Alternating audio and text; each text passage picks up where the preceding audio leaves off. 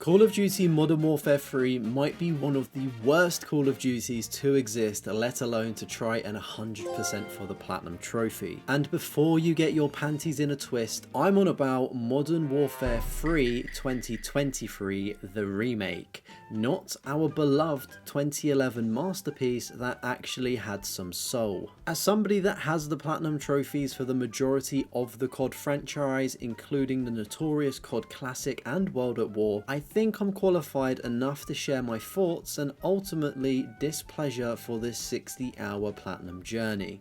What? Platinum? Hey! First up is the campaign, if you can even call it that. It feels like it was made during somebody's lunch break, and I'm not kidding on this. Half of the missions are these open combat things where they drop you into a field, hand you a backpack and say go and have fun. The open combat missions feel really cheap and reuse the assets from the various Warzone maps. These levels don't have much substance to them, unfortunately, but at least when they were reintroduced in Black Ops 6 they were a lot better. The plot for this game picks up right after Modern Warfare 2, except it feels like everybody forgot what happened last time. You've got Soap, Ghost, Gaz and Price back again, which sounds great until you realise they barely do anything except talk over comms like a group chat that probably should have just been an email. And the story, yeah, somehow they managed to make Makarov boring. Makarov, the guy that blew up airports for fun. Now he's just some dude with a PowerPoint presentation and a dream. All being his dream is bad, which is terrorism. He blows some stuff up. Look, the moral of the story, guys, is don't try and kick pigeons. That's all I can say. The little girl had that coming to her. And then he disappears for half of the campaign while you do side quests in the field looking for intel. Riveting gameplay loop, everybody. Could I also just mention how goofy Makarov looks in this game? They have done my boy so dirty. If we just take a look at him from like the original Modern Warfare games, like he was just such a scary villain, and I just can't believe how badly they fumbled the bag with this one. It's such a disappointment because he was historically such a scary villain, and now it's just like, he's just another baddie. Fair enough. So I will actually give this game some credit and I will give it its flowers. It does have a pretty cool introduction where you do actually break Makarov out of the gulag. But apart from that, I don't really have much else to say about this game that was good. It's essentially catch the bad guy that you keep letting get away. The campaign can be completed in around 3 to 4 hours on normal difficulty, and it mostly consists of cutscenes, the occasional mission, like the traditional missions that we're used to in Call of Duty, and then those silly open combat missions. As we are going for the Platinum Trophy, we started things off on veteran difficulty, and being real, this game didn't pose much of a challenge bar a few sections. Mate, they are just so overpowered with the riot shields. Of course, he's set up. Bro's using a Cronus. Damn. Mate, they are so aggressive. What am I meant to do? Oh my god. Did I just shoot Alex? Oh, you're f***ing kidding me. He ran in front of me. The AI was almost as disinterested in the game than I was by letting me pull off these ridiculous things. This is also, the AI on this is so stupid. Oh, this is meant to be veteran, and just going on your belly apparently stops them from being interested in you. I don't know what it is as well, but all of these like campaign missions just love thermal scopes on guns.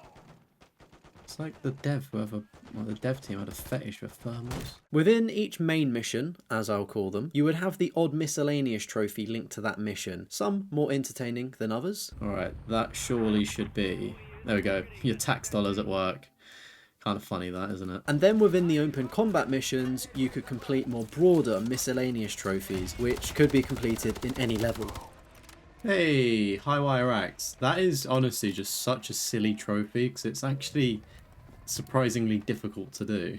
The only real frustration with the campaign was finding all of the collectibles, and this game structured things differently for the first time in any Call of Duty, to my knowledge. The collectibles were these really weird things in the open combat missions where you would have to collect equipment and weapons from supply crates in these open world missions. For the Gearhead trophy, you would need to find every single one of these in every mission. Gearhead.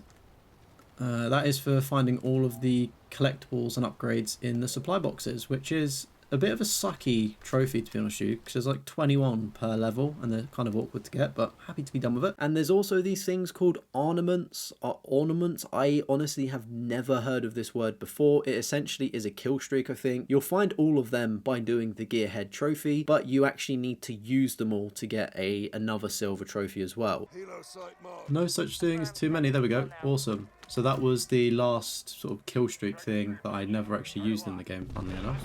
So, what about the ending of this game? I'm glad you asked. How could I forget? It's like the writers went, we need a dramatic finale for this amazing game, and then they just didn't. You spend the entire game building up to this face-off with Makarov, this legendary villain, and what do we get? A rushed cutscene, a weak confrontation, and a fade to black so fast you'll think that your console has crashed. There's no emotional payoff, there's no closure, just Captain Price staring into the void like he's wondering how this became a £70 DLC pack. And the cherry on top, you might be wondering, they have the audacity to end on more or less a basically to be continued kind of vibe. And yeah, thanks. I cannot wait to pay full price for Modern Fartware 4. We don't know how to make games good anymore. I hate to draw comparisons to the original versions of games because I don't think it's fair. Things are made in isolation, in silo now, which is completely fair enough, but I feel like with such a great trilogy of games, they could have at least done things a lot better. You know, seeing Soap go out like that, you know, it's sad. Watching him go out in the original Modern Warfare 3 game, like, you're like, oh my god, I might actually shed a tear here. This is an epic mission, despite my boy just being domed in the head. You see it in the new game, and you're like, ah, well, okay, guess he's dead. I guess we've still got a mission to complete. It's just, it is so badly done. I can't help but think about the epic scene at the end of the original Modern Warfare 3 when you do confront Makarov and you do have that epic fight, and, you know, what happens. If you've not played the OG, play it and you'll probably experience one of the best endings in FPS video game history. What a way to go out. Oh. I think that's got to be like one of the most satisfying boss deaths, because like, he's just been an antagonist for so many games, just fucking up the world and shit.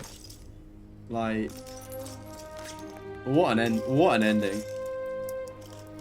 They don't make games like they used to. So, surely after the awful campaign, things couldn't get any worse, right? It can.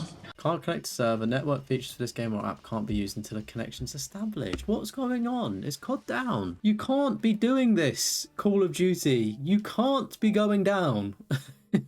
You cannot be going down. Well, ladies and germs, I present to you Modern Warfare Zombies, which is essentially just Warzone with bad lighting and even worse AI, and some zombies plastered in, of course. Wow, that skybox looks so great. This is peak gaming. The trophies you're probably wondering about, they're not too hard, I will be honest with you. You can breeze through a lot of them quite quickly. The player base is still relatively active and you can join up in squads in game to complete a lot of the trophies. While the trophies aren't that hard, they are designed to make you hate yourself for 30 hours straight. And I really want to focus on the Slaughterhouse trophy, which requires you to kill 50,000 enemies. Yep, I did not stutter, 50,000 enemies. And this really gives me some PTSD flashbacks to a very similar trophy in Back 4 Blood that required more kills than this. I think it was like 63,500 kills, and it was the exact same thing. I would just log in every day like I was going to work to sit in a corner and shoot zombies. Absolutely awful. And to top things off, Activision actually broke the game with one of their updates. So tracking stats for this 50,000 kill never updated in my stat area. As of still making this video, having the trophy and the platinum in October 2025, my stats are still sitting at 9,148 kills, or whatever the silly number is, right? It's still sitting at that. So what I've had to do is I had to get my iPhone notepad out, and every time I did a round, I would take note of how many kills I got in a game. I have heard some stories as well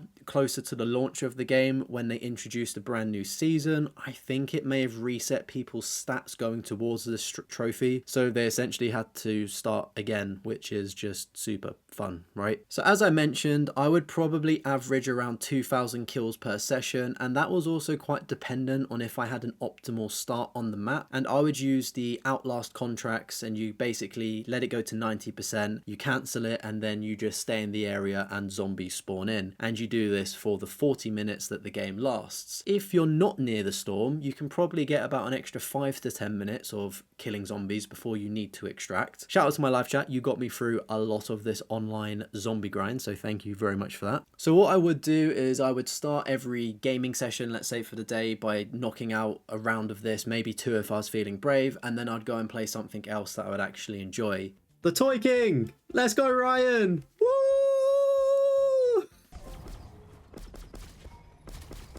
Oh my god, oh my god, oh my god. Thank goodness I'm recording. I can't believe it, everyone. We got it. So we can just extract now. We're done with zombies. I was hoping to do that on stream, to be honest with you, but yeah, oh well. I guess it is what it is. Let's go. I really can't recommend anybody going for this platinum trophy. I am kind of trauma bonded to it because it wasn't that bad, if that makes sense. Like, it's not a hard game to play. It's not a hard Call of Duty. It's actually pretty easy. I'd probably rate it maybe a 3 out of 10 overall. It's just ridiculously grindy, and I think that you could probably do better things with your time. But if you do want to go for this trophy, let's say this is going to be the only one that holds you up for probably about 30 to 40 hours, let's say, you could watch the Trophy Hoarders podcast. There's at least 60 hours of content on there, so make sure you're checking out the podcast that me and Castromo run. But on some brighter news, the other trophies related to the zombies mode are a lot funner, and they require you to interact with other players in the game, such as having the 6-man squad to kill the Orcus boss, and it can be quite